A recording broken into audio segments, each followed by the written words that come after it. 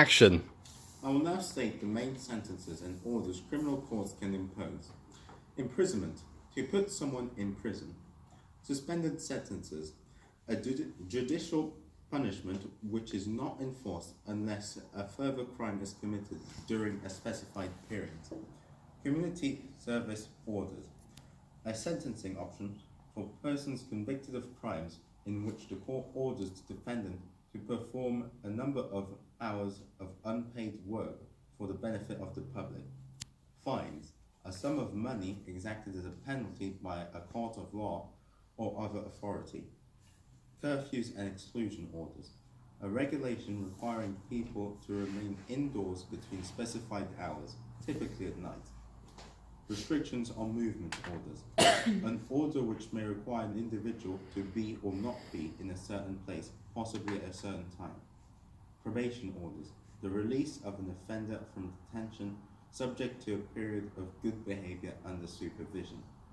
Disqualification, declare someone ineligible for an office activity or competition because of an offence or infringement.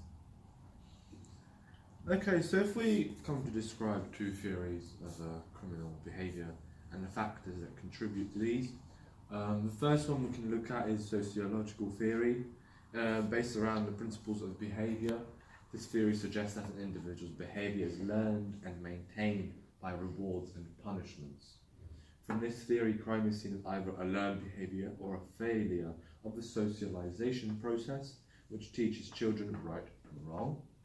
The second theory, being the psychological theory, suggests that crime is a result of a difference in the thinking process of each individual. From this theory, crime is seen as occurring due to some specific character traits. These character traits may be a result of improper learning or conditioning. Okay, so we'll now go on to describing and analysing the effects crime has on communities and the individuals. So the impact of crime on society. Financial harm. It costs the taxpayer a lot of money due to them having to pay for the police, courts, prisons and preventative measures such as CCTVs and burglar alarms. This would have an effect on society because if a public service didn't have the funding they have, then they wouldn't be able to do that to operate properly. This would mean less officers and staff working for the public sector, and it could result in a higher crime rate. Employment. Crime can create lots of jobs, and it can have a massive impact on our public services, who are also trying to tackle a problem. This would have an effect on society because it would mean the police service would have a wider range of crime to deal with, and larger gangs will be around. Environmental. Damage to the buildings and environment due to crimes such as graffiti.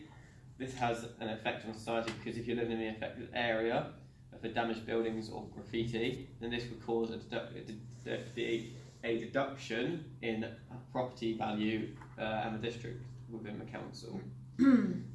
Emotional.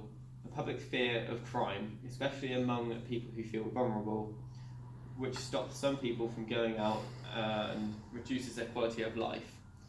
This would have an effect on society because people would become less confident in going out, and if they went out, they would have a fear of being a victim of crime. Here are some of the impacts of crime on the individual. Physical harm. Crime can result in injury or death. This can result in a lasting impact on the individual or their relatives.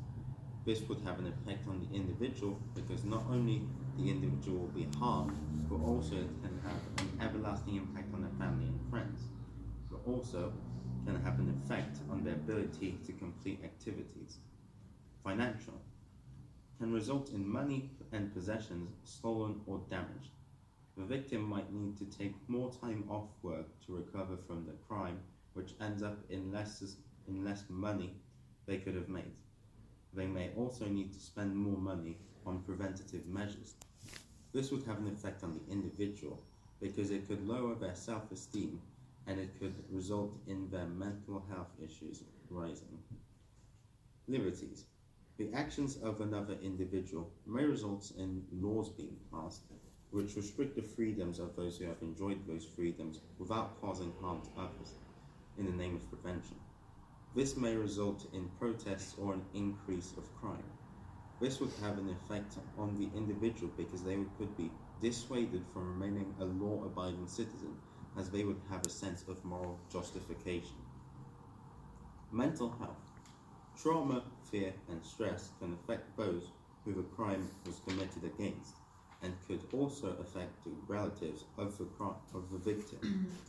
This would have an effect on the individual, as they could become depressed to the point that they commit suicide, or they could be in so much fear that it could affect their everyday lives by preventing them from working in a productive manner.